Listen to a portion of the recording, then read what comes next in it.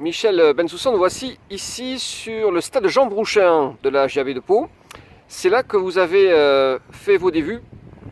Eh oui, mes tout débuts, j'étais tout jeune à l'époque et c'est vrai que ça n'a pas beaucoup changé, à part qu'à l'époque il y avait une tribune.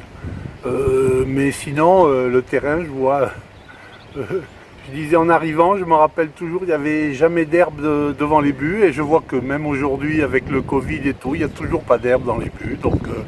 Donc on ne change pas une équipe qui gagne. Donc voilà. J'étais très jeune parce que j'étais le petit minot au milieu des gens, pour moi à l'époque plus âgés, parce que la moyenne d'âge c'était 25-26 ans et moi j'avais, je pense que je devais avoir 15-16 ans quoi.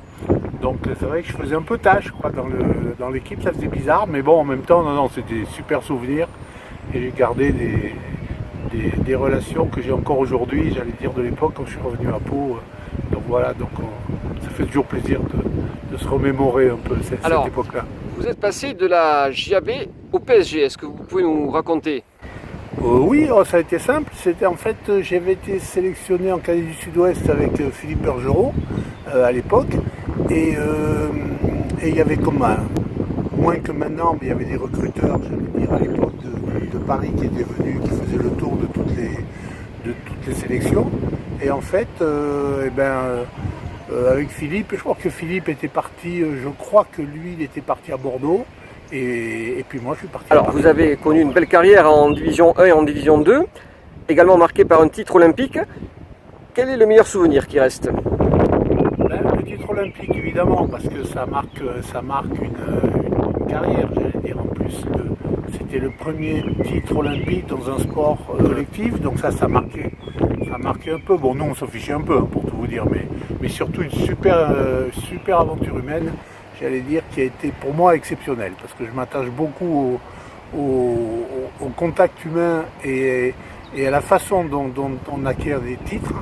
Et c'est vrai que je m'étais bien retrouvé dans cette équipe olympique, même si j'avais pas joué à Los Angeles, mais on avait un groupe hyper solide, costaud, et je pense que c'est pour ça, j'allais dire même.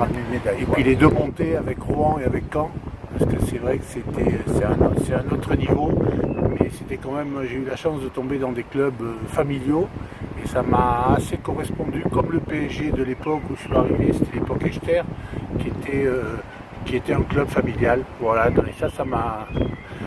ça me convenait tout à fait. Vous êtes désormais retraité, et la retraite vous a permis de revenir ici à Pau avec satisfaction. Oui. De toute façon, il était hors de question que je passe ma vie à Paris, même si c'est une ville très sympa et tout, même si je n'étais pas complètement à Paris quand même.